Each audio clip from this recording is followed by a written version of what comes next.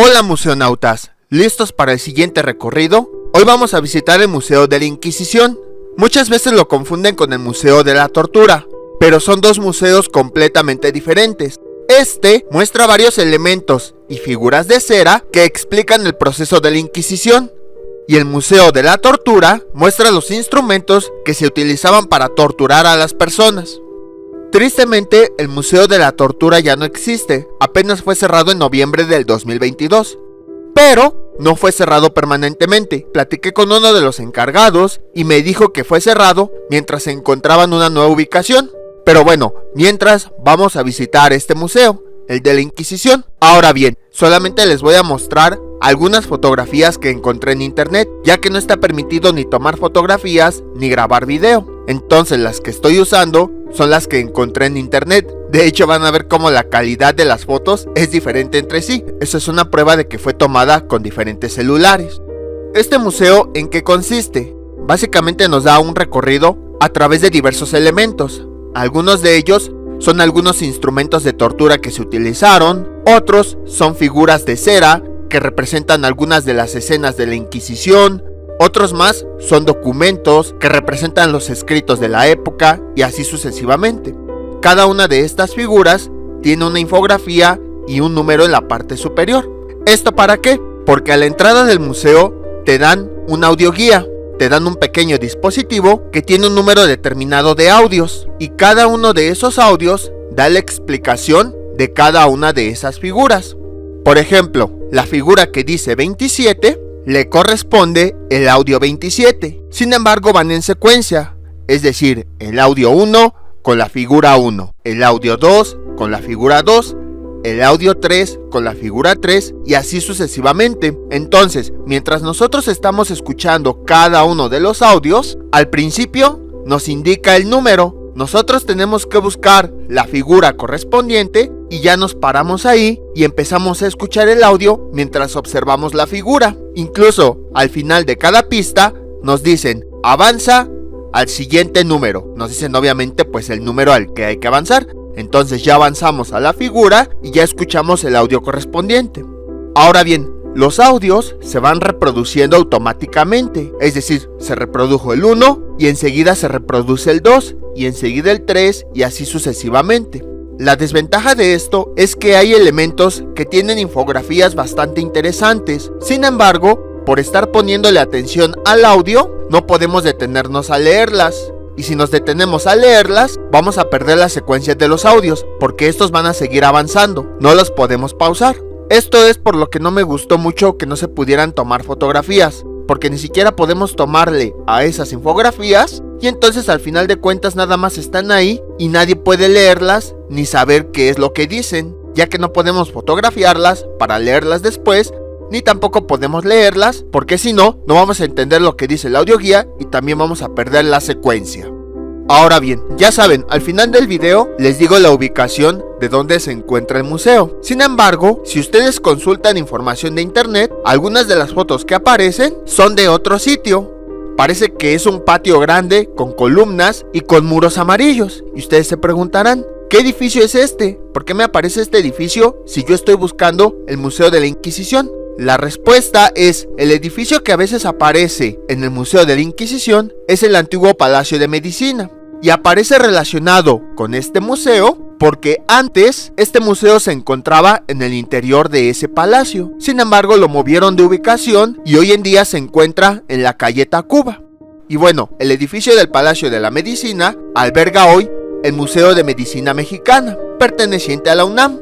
Y bueno, ustedes preguntarán, ¿qué tiene que ver el Museo de la Inquisición con el Palacio de Medicina? La respuesta es que el Palacio de Medicina existe desde la época colonial y ahí era donde estaba el Palacio de la Inquisición, es decir, donde se encerraba en cárceles a los que eran condenados e incluso donde el jurado tomaba las decisiones. Cuando terminó la Inquisición, el lugar quedó completamente abandonado. Por lo mismo de su pasado, nadie quería acercarse ahí, hasta que la UNAM, cuando todas sus escuelas y facultades estuvieron en el centro, la tomó como escuela de medicina. Ya después, cuando se pasó a Ciudad Universitaria, pues este recinto quedó como memoria de la antigua escuela de medicina. En otro video visitaremos ese museo. pero les voy a mostrar algunos pequeños videos para que lo conozcan un poco.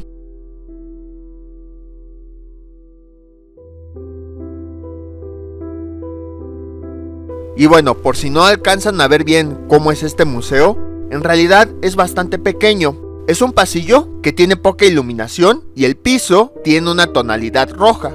El techo y los muros están pintados con negro. Está decorado como si fuera un museo de terror. Y ya que conocemos un poquito del museo, pues les voy a contar un poquito acerca de la Inquisición.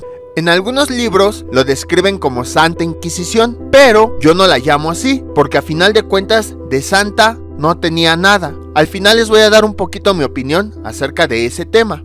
También, mientras les voy contando la historia de la Inquisición, habrá ocasiones en las que la interrumpiré, porque hay algunas figuras de las cuales sí me acuerdo la descripción, entonces se las platicaré a grandes rasgos. Y bueno, la palabra Inquisición proviene del latín inquisitio, que quiere decir búsqueda, y todo esto surgió a partir de la Edad Media, que fue un periodo que comprendió entre los siglos V y XV, es decir, entre los años 400 y 1400. En esta época surgió un tribunal eclesiástico dedicado a la búsqueda de delitos contra la fe católica. A ese tribunal lo llamaron Tribunal del Santo Oficio de la Inquisición. En un principio empezó en Europa, pero después se extendió a la Nueva España.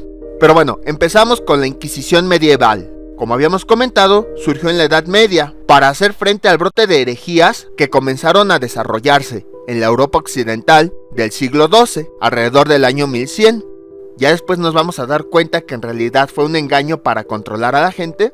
Para los que no sepan, la herejía hoy en día se relaciona con cosas del diablo y así, pero en realidad si buscan su definición, simplemente es una creencia que esté en fuerte desacuerdo con costumbres o creencias establecidas, principalmente creencias religiosas. En esa ocasión, ellos decían que la herejía era una opinión o doctrina teológica que se sostiene contra la doctrina católica. Diversos movimientos, entre comillas, heréticos, se convirtieron en una seria amenaza para la estabilidad y para el poderío de la Iglesia Católica. No es que realmente a la iglesia de esa época les interesaran los herejes, les interesaba en realidad perder poder y que tuvieran menos seguidores. Y casualmente, este aumento de movimientos herejes coincidió con el aumento de poder eclesiástico. Entonces, ya no se encontraba un eco en una sociedad que estaba harta de ver cómo la iglesia aumentaba su riqueza material. O sea, la iglesia se dio cuenta de que cada vez tenía menos influencia en las personas. Algunos movimientos, muchos de sus miembros, profesaron en la más completa austeridad y no ambicionaban bienes materiales. Todavía esto más alarmó a las autoridades religiosas de Roma. Entonces, la iglesia intentó sofocar la creciente aceptación que dichos movimientos comenzaron a tener y se inició la lucha contra la herejía. La lucha fue tan grande que se llegó a las armas. A esas batallas se les conoce como cruzadas albigenses. Estas fueron promovidas por el Papa Inocencio III, quien además convocó al Cuarto Concilio de Letrán en 1215. En este, el Papa buscó reformar y fortalecer la Iglesia a través de la reconquista de Tierra Santa y la supresión de todo tipo de herejía. Para quienes no lo sepan, Tierra Santa es el lugar donde Jesucristo nació. El Papa Gregorio IX, cuando promulgó la bula denominada Excommunicamus, en las cuales condenaban a los herejes a morir en la hoguera. Y además ratificaba la excomunión o expulsión, así como la cárcel perpetua a aquellos herejes que no podían recibir penitencia alguna. De igual forma, los herejes tampoco podían gozar de la defensa de un abogado durante los procesos. Todas estas medidas se empezaron a aplicar hasta que el Papa las autorizó, y la orden religiosa de los dominicos fueron los primeros en ser designados como jueces investigadores. A partir de ese momento, el Tribunal del Santo Oficio de la Inquisición había nacido. Paréntesis, en esta figura se está explicando que muchas mujeres que eran acusadas de ser brujas eran condenadas a la hoguera. Incluso recuerdo una frase que los inquisidores llegaron a decir: preferimos matar a 100 inocentes que dejar escapar a un culpable. O sea, les valía que murieran inocentes con tal de que atraparan a los supuestos culpables. Continuamos con la historia. Una nueva bula fue promulgada por el Papa Inocencio IV en 1252. Se le llamó Ad extirpanda e implementó el uso de la tortura en los procesos inquisitoriales. A partir de este momento se redactaron diversos manuales que indicaban cómo debían llevarse a cabo las prácticas inquisitoriales. La Inquisición inició actividades en Europa a mediados del siglo XIII, pero ya específicamente en España nació hasta el siglo XV. En ese momento, los reyes católicos eran Fernando de Aragón e Isabel de Castilla. Paréntesis, en esta figura lo que están haciendo es representar otro método de tortura. A través de un embudo le daban de beber al acusado mucha agua. Le daban tanta que aunque él ya no pudiera, la seguía bebiendo, a tal grado de que se inflamaba su estómago. Y una vez que éste había crecido, le empezaban a dar golpes con un martillo para que le doliera todavía más. Continuamos con la historia. La unión matrimonial de Fernando de Aragón e Isabel de Castilla fue en el año 1469, que fueron quienes le dieron recursos a Cristóbal Colón para que viajara por el mundo y que, entre comillas, accidentalmente descubriera América. Ahí marcó una nueva era en la historia de España. Era una España que a finales de la Edad Media se encontraba extremadamente desarticulada en varios reinos autónomos, pero cuando Fernando de Aragón e Isabel de Castilla se casaron, sus grandes reinos, Aragón y Castilla respectivamente, se unieron. Sin embargo, aunque en España muchos eran cristianos, había quienes no lo eran, y eso hacía que los reinos no se pudieran unir completamente. Por ejemplo, los judíos tenían desacuerdos con los cristianos. Eran buenos en administración y en recaudación de bienes, y esto les proporcionó amplios favores por parte de las autoridades, pero, a su vez, el odio exacerbado del pueblo cristiano. Entonces, la usura, es decir, la recaudación de bienes, fue condenado como pecado por moralistas cristianos, y esto culminó en varias matanzas de judíos, como la ocurrida en el año 1391. Muchos de ellos se convirtieron al cristianismo más motivados por el miedo, y así surgió una nueva comunidad de judíos cristianos, que fueron llamados los marranos. Con eso ya se aseguraba una unificación política. Sin embargo, todavía no se sentía esa unidad religiosa, porque sentían que los marranos no eran 100% cristianos. Y volvemos a la iglesia, que lo que buscaba era influir sobre las personas. La iglesia pensó que si no era obedecida al 100%, debido a esta situación, tenían que ponerle un freno, y entonces fue cuando se estableció la Inquisición en España, como la conclusión de la política real. El Papa Sixto IV, mediante una bula promulgada en 1478, autorizó el establecimiento de la Inquisición en España y concedió plenos derechos a la corona española para designar o destituir a los inquisidores, así como la total capacidad de esta para controlar a la Inquisición. Esas facultades solamente eran exclusivas del Papa, pero ahora los reyes también ya tenían esa autoridad. Paréntesis, aquí en la figura nos está representando el proceso de la hoguera. Continuamos con la historia, y era lo que les comentaba en un principio. Lo que buscaban era una forma de no perder a la gente para seguir influyendo en ella. En 1480, la orden religiosa de los dominicos nuevamente fueron nombrados como inquisidores. En el año 1483 se creó el organismo central que controlaría todos los asuntos relacionados con la fe católica, el Consejo de la Suprema y General Inquisición. Fray Tomás de Torquemada fue el primer inquisidor general de España, que fue designado por los reyes católicos. En 1484 se redactó las célebres Instrucciones Antiguas, que eran ordenanzas en las que fuera planeado el procedimiento inquisitorial. Y luego cómo llegó la Inquisición a México. Tras la conquista militar de México, comenzaron a llegar a la Nueva España los primeros colonizadores y con ello la cristianización. Para poder evangelizar a la población indígena, hubo que implementar la religión católica con toda su compleja estructura, incluida la Inquisición.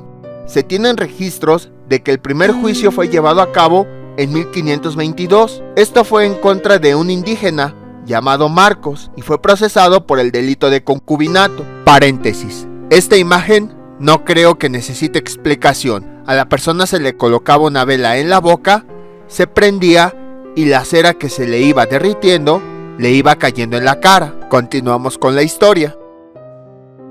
Antes del establecimiento formal del Tribunal del Santo Oficio de la Inquisición en 1571, existieron dos inquisiciones previas.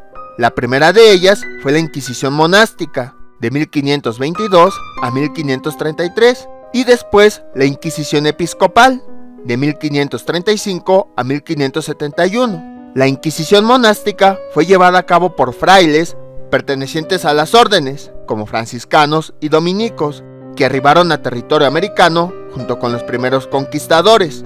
Las bulas papales emitidas por León X y por Adriano VI en 1521 y 1522 concedieron facultades extraordinarias a dichas órdenes, con lo cual comenzaron las actividades inquisitoriales.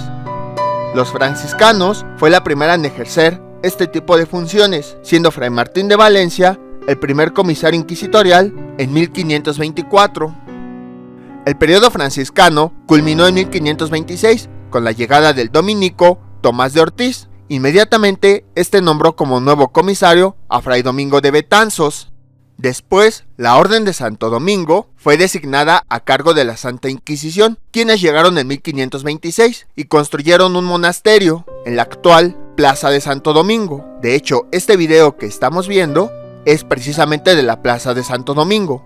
Esa iglesia que se ve es el antiguo convento. Con Betanzos se realizaron varios procesos en contra del delito de blasfemia, es decir, ofender a Dios. Esto fue muy común en la primera etapa y era prácticamente frecuente entre los primeros conquistadores que vinieron a buscar fama y fortuna en la Nueva España. Betanzos continuó con estas actividades hasta 1528. Su lugar fue ocupado por Fray Vicente de Santa María. Realizó un auto de fe en 1528. En este aparecieron Hernando Alonso, Gonzalo Morales y Diego de Ocaña. Ese edificio que estamos viendo es el antiguo Palacio de la Inquisición, donde estaba antes el museo. Hernando de Alonso y González de Morales fueron condenados a morir en la hoguera por ser herejes judaizantes. Diego de Ocaña fue reconciliado. Después llegó la Inquisición episcopal. Esta se caracteriza porque la labor inquisitorial ya no estuvo a cargo de los frailes, sino que ahora la responsabilidad cayó en los obispos. Una vez creado el obispado en México, en 1527, Carlos V designó al franciscano Fray Juan de Zumárraga como primer obispo y arzobispo en México. Recordemos que este fue el que recibió a Juan Diego cuando tuvo las apariciones de la Virgen de Guadalupe. Sin embargo, Zumárraga no entró en funciones hasta 1534. Al año siguiente, 1535, Alonso Manrique, inquisidor general en España, lo nombró inquisidor apostólico. Lo facultó para organizar un tribunal de la Inquisición, el cual entró en funciones en 1536. Paréntesis, en esta imagen podemos ver que a las personas se les ataba a una rueda, la cual empezaba a girar. Continuamos con la historia. Los primeros procesados fueron Antón Moreno y Cristóbal de la Barrera, que fueron unos músicos que se rehusaron a tocar sus instrumentos en la ceremonia de apertura del tribunal el 6 de junio de 1536. O sea, vean cómo incluso nada más por el simple hecho de no querer hacer algo, ya te condenaban. La mayor parte de los procesos fueron por delitos de blasfemia y bigamia. Sin embargo, de mayor relevancia fueron los procesos seguidos en contra de aquellos indígenas que en secreto continuaron practicando sus antiguos ritos religiosos. El más célebre fue el que siguió en contra del nieto de Nezahualcóyotl, el cacique Don Carlos de Texcoco. Este fue denunciado ante la Inquisición en junio de 1539, acusado de idolatría y de realizar sacrificios humanos. Zumárraga lo sentenció a morir en la hoguera el 30 de noviembre del mismo año. Sin embargo, también fue condenado porque Don Carlos, gracias a su título de nobleza indígena, instaba a sus semejantes a cuestionar el papel desempeñado por el gobierno español. Fue una sentencia tan rigurosa que irritó a las autoridades de España, y Zumárraga fue destituido del cargo de inquisidor en 1543. Entonces, si se dan cuenta, en muchas ocasiones a Zumárraga lo dibujaban como alguien que comprendía a los indígenas, pero en realidad aplicó muchos juicios a muchas personas y las condenaba inmediatamente. De esta imagen no me acuerdo muy bien. Lo que sí me acuerdo es que pesaban a la mujer y su peso lo comparaban con un objeto más pequeño. Esto lo hacían porque decían que las mujeres eran brujas que volaban. Entonces, si volaban, quería decir que tenían un peso más pequeño. Entonces, como pesaba menos la mujer, la balanza se iba a inclinar hacia el otro objeto, porque tenía mayor peso. Nada más que aquí no me acuerdo de la trampa que hacían. Creo que decían que si la balanza se iba del lado de la mujer, era porque ella sabía que pesaba menos y aplicaba magia. Algo así, no me acuerdo bien. Continuamos con la historia. Francisco Telo Sandoval ocupó el cargo de inquisidor apostólico en 1544.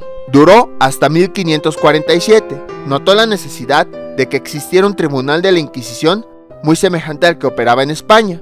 Le recomendó a la corona el establecimiento formal de dicho tribunal en la Nueva España. Después de ello, las actividades inquisitoriales fueron retomadas por obispos, hasta que llegó Alfonso de Montúfar en 1554, pero inició actividades hasta 1556. De este periodo destacan los procesos seguidos en contra de los protestantes que comenzaron a ingresar a la Nueva España. Los protestantes son aquellos que sí creen en Dios, pero están en contra de las malas prácticas de la Iglesia. Entonces la Inquisición los persiguió porque atentaban en contra de las ideas de la Iglesia ortodoxa. Volvemos a lo mismo, principalmente buscaban a aquellos que no pudieran manipular. Los procesos más famosos son los del genovés Boacio y del inglés Thompson, así como aquellos seguidos en contra de los piratas franceses e ingleses, reformistas religiosos que evidentemente fueron acusados de herejía. Los delitos de blasfemia y bigamia continuaron, al igual que los procesos seguidos en contra de los indígenas recién convertidos. Hubo mucha arbitrariedad e irresponsabilidad por parte de los inquisidores, la cual fue criticada. Múltiples peticiones comenzaron a demandarle a la corona la implementación formal de un tribunal del Santo Oficio en la Nueva España. Ante el aumento de las actividades heréticas, como el judaísmo y el protestantismo principalmente, la arbitrariedad e incompetencia de los inquisidores, los conflictos entre las autoridades y la necesidad de centralizar la actividad inquisitorial, el rey Felipe II, por real cédula, ordenó el establecimiento del Tribunal del Santo Oficio aquí en México el 25 de enero de 1569, y una segunda cédula apareció el 16 de agosto de 1570. Esta definió todos los territorios sobre la cual trabajaría el nuevo tribunal, que comprendió todo el virreinato de la Nueva España e incluidos los territorios de Guatemala, El Salvador, Honduras e incluso Filipinas. El inquisidor general de España, Diego de Espinosa, nombró a Pedro Moya de Contreras como primer inquisidor general en México en 1570. Moya de Contreras fue recibido de forma poco cordial por el virrey Martín Enríquez. Empezaron a surgir varios conflictos entre el Santo Oficio y la autoridad virreinal. A pesar de ello, el virrey fue instruido para brindar todas las facilidades para el establecimiento del tribunal, lo cual así sucedió. A Moya le fueron entregadas las casas que sirvieron de sede al tribunal, las cuales estaban junto al mismo convento de los dominicos. Recordemos que en un principio los dominicos fueron los encargados de la Inquisición, por eso en la plaza de Santo Domingo, el lugar donde estuvo su convento, fue en donde estuvieron las casas en donde castigaban a las personas. Estas casas después se convirtieron en el Palacio de la Inquisición, cuyas obras comenzaron en 1732 y culminaron en 1736, siendo el arquitecto Pedro de Rieta el encargado de la construcción. Actualmente, como les había dicho, es el antiguo Colegio de Medicina. El viernes 2 de noviembre se dio el anuncio que citaba a toda la población mayor de 12 años para asistir al siguiente domingo a la ceremonia de juramento. En este día, desde las casas del Santo Oficio, partió una procesión rumbo a la iglesia mayor, la catedral, lugar donde se dio dicha ceremonia. Después del sermón, se pidió el juramento tanto a la población como a las autoridades civiles para que obedecieran. Hecho el juramento, se le dio lectura al Edicto de Gracia, que es un documento en el que se le invitaba a la denuncia de uno mismo como un hereje, en el que se le invitaba a las personas a una denuncia de uno mismo como hereje, en un plazo entre 30 y 40 días, en el cual no serían castigados con penas severas. El Tribunal del Santo Oficio de la Inquisición en México quedó plenamente establecido. Sin embargo, quedaba pendiente el trato hacia los indígenas. ¿Podía considerarse realmente a los indígenas como culpables de herejía, habiendo transcurrido tan poco tiempo desde el derrumbe de su universo, y siendo su cristianismo, si bien sincero, tan reciente y superficial? La respuesta es no. Entonces, Felipe II expidió el 30 de diciembre de 1570 un decreto mediante el cual a los indígenas se les excluyó de la jurisdicción inquisitorial. Entonces, a los obispos se les encargó observar la correcta fe y moral de los indígenas. ¿Y cómo fue organizada la Inquisición? En la cima se encontraba el inquisidor, el fiscal y el notario del secreto. Fueron apoyados por personal auxiliar que podía ser laico o eclesiástico. Después estaban los comisarios, que fueron breves funcionarios que apoyaban al tribunal. Estos se encontraban diseminados por toda la provincia realizando visitas y estaban facultados para recibir denuncias, así como para dar lectura a los edictos de fe. Otro grupo eran los calificadores, que eran teólogos que apoyaban a los inquisidores durante los procesos para que dictaran sentencia. Los consultores también apoyaban con su opinión durante los procesos y sobre todo cuando se dictaba la sentencia. Estos pertenecieron a la esfera pública del virreinato, oidores, alcaldes, corregidores, etc. Paréntesis, en esta figura el castigo que se aplicaba era que en los tobillos les amarraban unos costales llenos con algún material. El peso de estos hacía que se empezaran a lastimar las piernas, pues eran jaladas hacia abajo. Continuamos con la historia. El corpus policíaco estuvo constituido por un alguacil mayor, alcaldes de la cárcel secreta, donde se recluía a quienes todavía no recibían sentencia, alcaldes de la cárcel perpetua, que era el lugar donde se confinaba a los condenados, y los familiares, que eran una especie de policías. Para cuestiones administrativas se contó con un receptor, contadores, notarios y procuradores del Real Fisco. También se contó con médicos, boticarios, barberos, proveedores e intérpretes, y en algunas ocasiones se llegó a contar con visitadores de librerías que visitaban librerías y confiscaban los textos prohibidos por la Inquisición. De hecho, también una de las actividades del tribunal fue vigilar la entrada de textos prohibidos a la Nueva España. Otras actividades fueron la persecución de los delitos de blasfemia, bigamia, solicitación y la herejía, en general judaizantes y protestantes fundamentalmente. Y bueno, estas son todas las imágenes que pude encontrar del museo.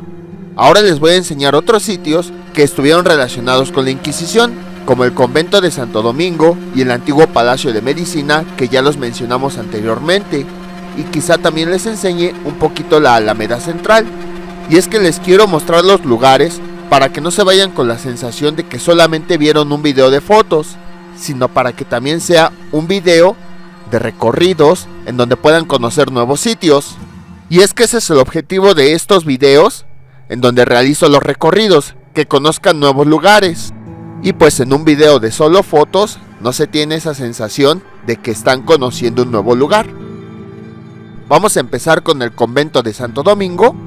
Les voy a dar una rápida explicación y ya después hablaremos del proceso que se seguía en un juicio de la Inquisición. Este es el interior del recinto, en el cual se establecieron los dominicos. Se encuentra enterrado Pedro de Moctezuma, uno de los hijos de Moctezuma II, muerto en 1570. Este templo es una construcción barroca, construida con cantera gris y revestimientos de tezontle. Recordemos que barroco significa un adorno exagerado. El retablo principal es una obra destacada de Manuel Tolsa. Se divide en dos cuerpos con 18 columnas. Lo adornan dos óleos, varias esculturas con medallones dorados y lienzos que escenifican paisajes de la vida de la Virgen María. El Cristo del altar mayor es la imagen más antigua de la iglesia, ya que data del siglo XVI. Está elaborada con pasta de caña de maíz y es conocido popularmente como el Cristo del Noviciado.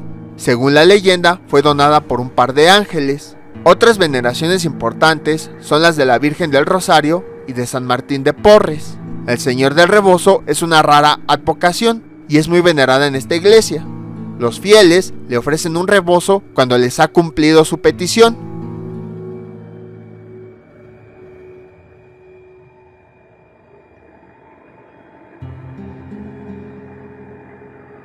Continuamos con la historia. ¿Cómo era el proceso de la Inquisición? Una vez tenida la jerarquía, se dispusieron los diversos métodos y técnicas que tenían como objeto la búsqueda y el castigo de todos los delitos. Primero se tenía el edicto de gracia. Consistía en un término de 30 o 40 días, durante los cuales se podían efectuar confesiones voluntarias. Si los individuos se confesaban culpables de algún pecado, esta libre confesión los absolvía y solamente debían cumplir una penitencia. Además de estos, también existieron los edictos de fe. Eran leídos cada 3 años y buscaban reafirmar la fe en los individuos, así como provocar denuncias sobre aquellos que observaran un comportamiento ajeno al cristiano. Otra actividad era la denuncia. Esta no podía ser anónima y se necesitaban varias y fidedignas acusaciones antes de que el tribunal iniciara el proceso. Los inquisidores buscaban en el denunciante cualquier indicio de odio o venganza hacia el acusado, para asegurarse que la denuncia era real y no solamente como un acto de venganza. Después de la denuncia, se recopilaban pruebas, se reunían evidencias y se hacía una construcción del caso. Al denunciante se le hacía comparecer ante el tribunal y se le preguntaba varias veces si había testigos que sustentaran su acusación. Si la respuesta era afirmativa, se citaba a los testigos. A diferencia de lo que se piensa, el tribunal no hacía preso a nadie hasta tener las suficientes pruebas para hacerlo.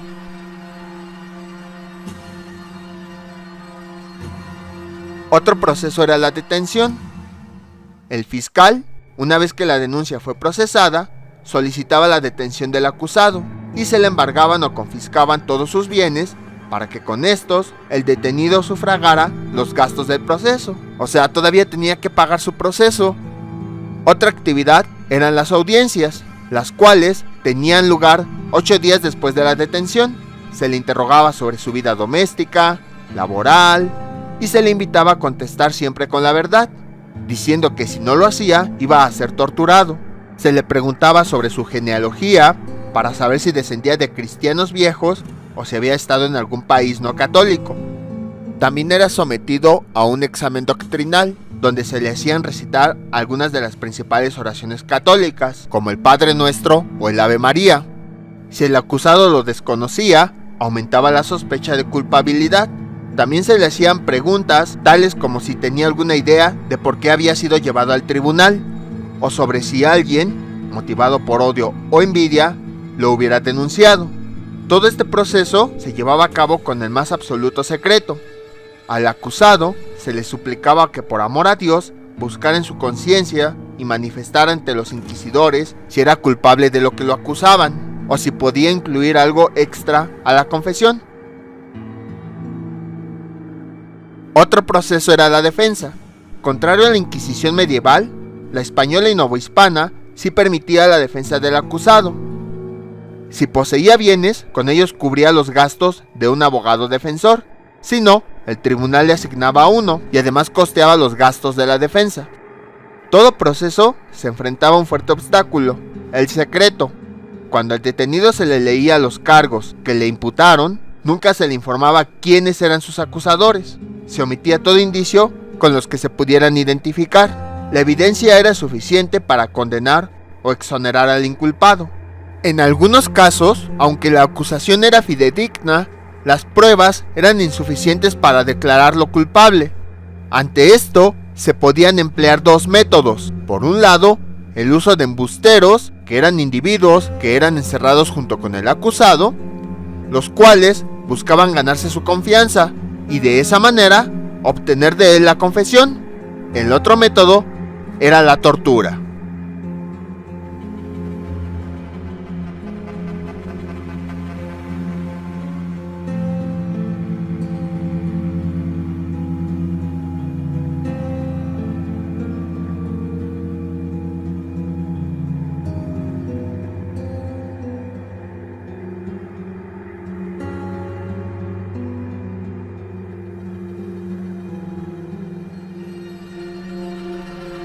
Paréntesis. Aquí está el retablo principal de este convento. Cuando visitemos el Centro Cultural del México Contemporáneo, hablaremos más a detalle de este convento. Ahorita solo lo mencionamos y platicamos algunas cosas de él, ya que forma parte de la Inquisición. Continuamos con la historia. La tortura, contrario a lo que se piensa, no era un procedimiento normal o frecuente. El empleo de esta se daba antes de ser dictaminada la sentencia y tenía el propósito de obtener una confesión, pero nunca fue utilizada como castigo. Fue empleada solo como último recurso y solo fue aplicada en muy pocos casos. Antes de ella, al acusado se le incitaba a dar una libre confesión, para que así evitara el sufrimiento, pero si esta era obtenida a través del uso de la tortura, no era aceptada como válida, puesto que había sido producto de la coacción. El acusado debía ratificar su confesión al día siguiente de haber sido torturado. En caso de que el acusado gozara de una mala salud, no era sometido a tortura. Durante los interrogatorios se observaba constantemente la integridad física de este. Estaba la presencia de servicios médicos y tenía como finalidad salvaguardar la vida del procesado. Si durante el tormento el interrogado perdía el conocimiento o las lesiones comenzaban a ser contundentes, se suspendía dicho tormento. La sesión de tortura podía durar solamente 1 hora y debía ser utilizada en una sola ocasión. Si el acusado flaqueaba, la tortura era suspendida, pero podía continuar tras el restablecimiento del mismo. Cabe mencionar que muchos métodos no fueron idea de la Inquisición, sino al contrario, esta los retomó de los tribunales civiles que ya los habían utilizado antes. Se cree que hubo muchísimos métodos de tortura, pero en los casos de la Inquisición española y de la Nova Hispana, es decir, la que aplicaron aquí en la Nueva España, solamente se toman en cuenta 3. El primero de ellos es el tormento del cordel. Este consistía en desnudar previamente al acusado. Después se le colocaba sobre una mesa y se le sujetaba a ella. Uno de los brazos era enrollado con una cuerda, de la muñeca al hombro. Se le comenzaba a dar vueltas a la cuerda a la vez que se instaba al acusado a que confesara. Si se negaba, le volvían a dar vueltas al cordel.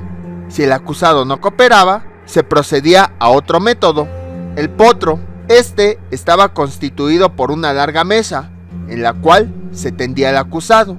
A este se le colocaban garrotillos en brazos y piernas, que iban bien apretados, mientras se le insistía al acusado que dijera la verdad. Y el tercer método era la tortura de agua, que se aplicaba cuando no cedía a los 2 anteriores. Al individuo todavía tendido en el potro, en el rostro se le colocaba un lienzo llamado toca, y sobre él vertían agua en gran cantidad. Esto provocaba una fuerte sensación de ahogo, puesto que con el agua la tela se adhería a las fosas nasales y a la boca. El empleo de la tortura no solo buscaba que el inculpado confesara sus delitos, sino que también debía proporcionar a los inquisidores confesiones colectivas. Estas se lograban de la siguiente forma: mientras se torturaba al inculpado y se le inquiría sobre sus propios delitos, también se utilizaba un método denominado in caput alienum. Significaba que el inculpado debía divulgar los crímenes cometidos por otros. Esta tortura fue tan exitosa que inclusive los hijos denunciaban a sus padres y viceversa. Cuando el acusado confesaba, se ponía fin a la tortura y el tribunal, asistido por los consultores, dictaba la sentencia. Y miren algo curioso que ocurría. De acuerdo a las Sagradas Escrituras, las autoridades eclesiásticas no podían maltratar a la gente o torturar a alguien. Entonces, ¿qué hicieron? Emplearon a los consultores, que era un puente entre las autoridades eclesiásticas y las autoridades civiles. Y de esa forma, entre comillas, la iglesia no condenaba a nadie, sino los que condenaban eran los consultores, que eran los civiles que sí podían hacerlo. Si el acusado confesaba en la etapa temprana del proceso, se le hallaba culpable de una herejía menor, o si era la primera vez que comparecía, era castigado solo con penitencias menores. Algunas de ellas son las siguientes: la reconciliación. Si el acusado se declaraba culpable, la iglesia le perdonaba su falta, le daba otra oportunidad. La penitencia comúnmente iba acompañada de castigos espirituales o económicos. Los espirituales comprendían desde oraciones en días determinados hasta prestar servicios en hospitales y conventos. Las penitencias económicas contemplaban asuntos tales como la compra de cirios para las iglesias, multas o incluso la confiscación parcial o total de los bienes materiales. Otra penitencia era el San Benito. Era un hábito especial que debía portar el acusado. Dicho ropaje podía ser para penitente y para impenitentes. Los primeros señalizaban al individuo que había escapado a la pena máxima, que era la hoguera. Este hábito se portaba por un tiempo previamente fijado. Era amarillo y tenía una cruz a espada de San Andrés, de color rosa, bordada en la espalda y en el pecho. Fue una especie de vergüenza pública. Los sanbenitos del segundo tipo estaba reservado para los herejes reincidentes. Estos trajes llevaban dibujos estampados con el rostro del hereje, que era conducido por demonios a las llamas del infierno. Otro método es la abjuración. Significaba el reconocimiento de los errores cometidos e iba acompañada de la promesa de evitarlos. Esta podía realizarse de manera pública en los autos de fe o de manera privada en los denominados autillos. Penas más graves fueron los azotes. Otra pena más grave fueron los azotes. Comúnmente se aplicaban en la plaza pública. Se exhibía al acusado el lomo de mula mientras era flagelado. Estos azotes podían ser desde 50 hasta 400, siendo 200 el promedio. La presencia de un pregonero hacía público el delito mientras se paseaba al acusado por las calles.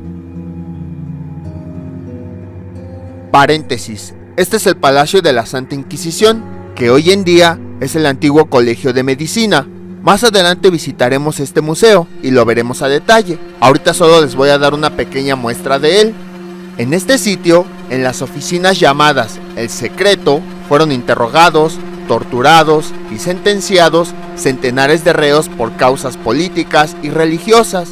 Aquí también estuvieron cárceles perpetuas, donde murieron otros tantos. La plaza y el atrio de Santo Domingo, que vimos hace un momento, fueron testigos de los célebres autos de fe, que fueron organizados por la Inquisición. Estos consistieron en procesiones públicas con los reos, desde Santo Domingo hasta la Plaza Mayor, donde fueron confrontados por jueces y sacerdotes, y luego entregados al poder civil para ejecutar sus sentencias de muerte, tortura, mutilación, humillación o trabajos forzados. En este sitio hubo varios juicios importantes. Algunos de ellos los contaremos más a detalle cuando veamos el museo, pero ahorita podemos mencionar que los juicios más importantes que se aplicaron aquí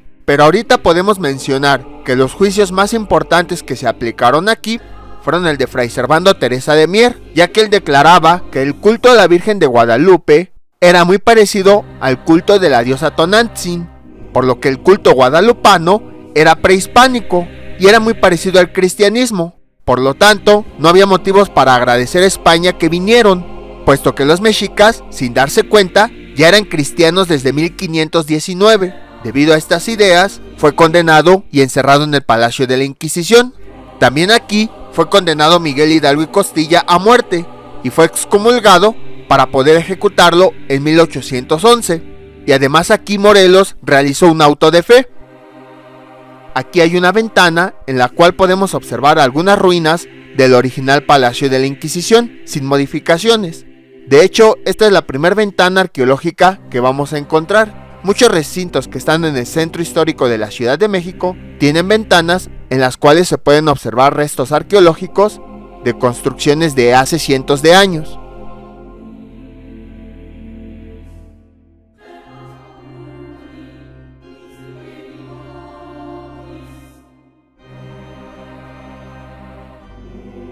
Continuaremos describiendo las penitencias.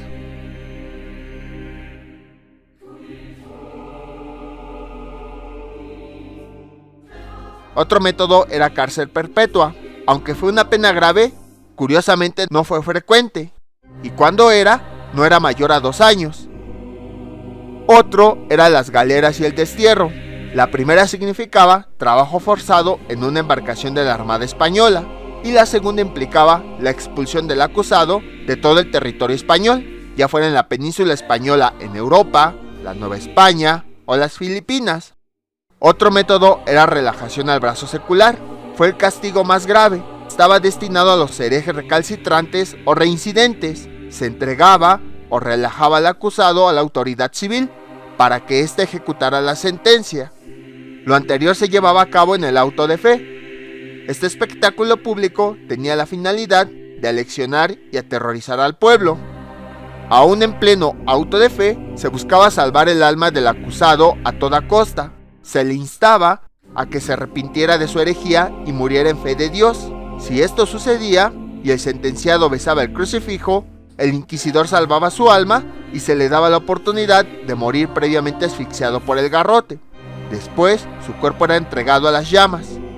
Al contrario, aquellos herejes que se obstinaban y no abrazaban la fe católica, en sus últimos momentos de vida no alcanzaban la gracia del garrote y se les quemaba vivos. Aquellos herejes no presentes en el auto de fe, por diversas razones, fugados o muertos durante el proceso, tampoco escapaban al rigor inquisitorial. Los cuerpos podían ser exhumados para ser quemados, o inclusive se fabricaban efigies o estatuas, y estas eran quemadas en representación del acusado. Y muchos no lo saben, pero en México, los autos de fe se llevaron a cabo en la Plaza del Volador, o en la parte oriental de la actual Alameda Central. De hecho, hoy en día se cuentan leyendas de que en las noches, en la Alameda, aún se pueden escuchar los gritos de agonía de las personas que padecieron durante estos procesos en la Alameda Central.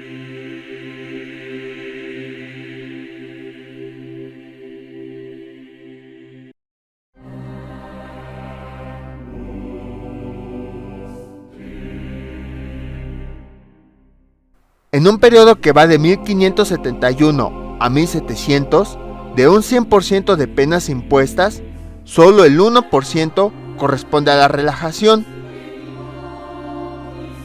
En España, la Inquisición llegó a su fin durante la invasión de Napoleón, que tuvo lugar de 1808 a 1814. Durante este periodo, las Cortes de Cádiz la abolieron en 1813.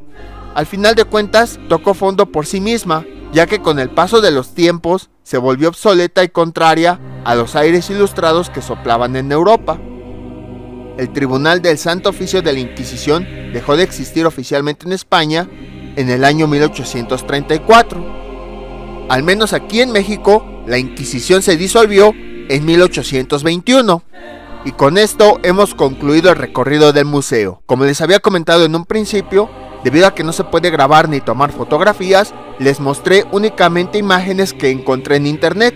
Sin embargo, también les mostré algunos otros lugares que estaban relacionados con el Museo de la Inquisición, para que así conocieran al menos un poquito más de los lugares de la Ciudad de México.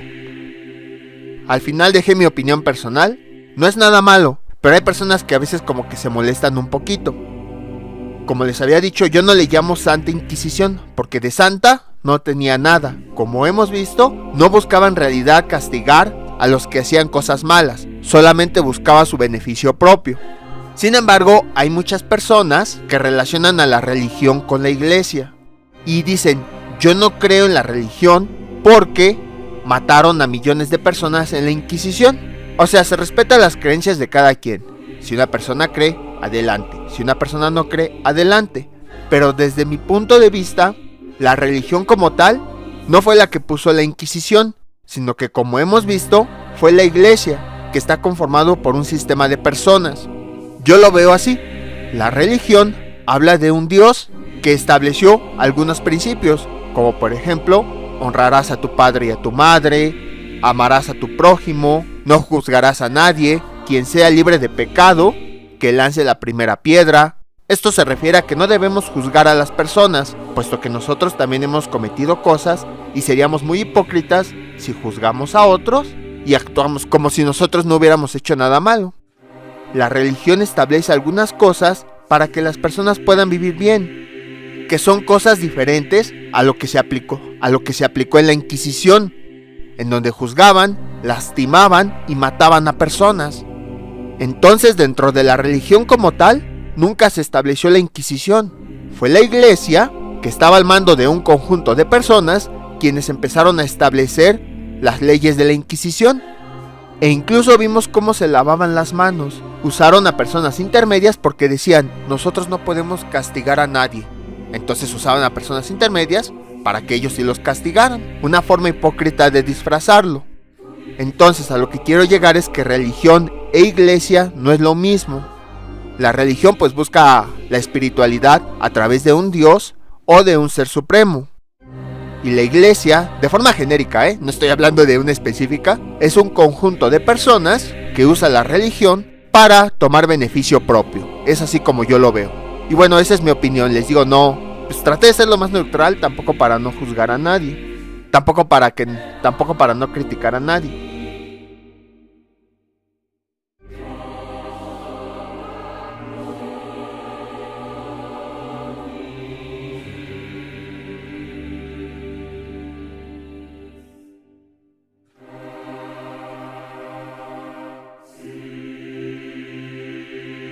Y aquí tenemos este sitio, conocido como Alameda Central, en el cual fueron quemadas muchas personas vivas.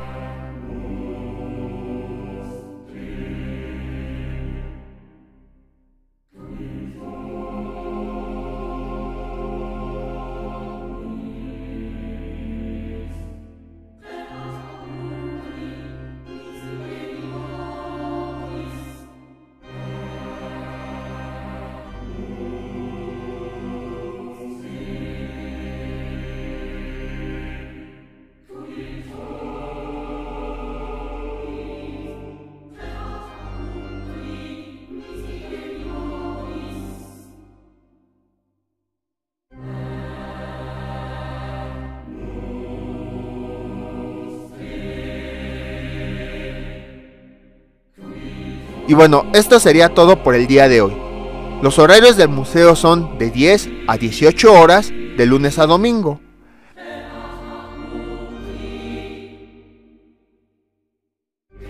¿Cómo pueden llegar? A través de la estación Allende de la línea 2 del metro. Caminan solamente una cuadra con dirección a la Catedral Metropolitana y ahí encontrarán este museo. Espero que les haya gustado esta pequeña mini visita. No olviden suscribirse, dejar sus comentarios y nos vemos para el siguiente museo. ¡Hasta luego!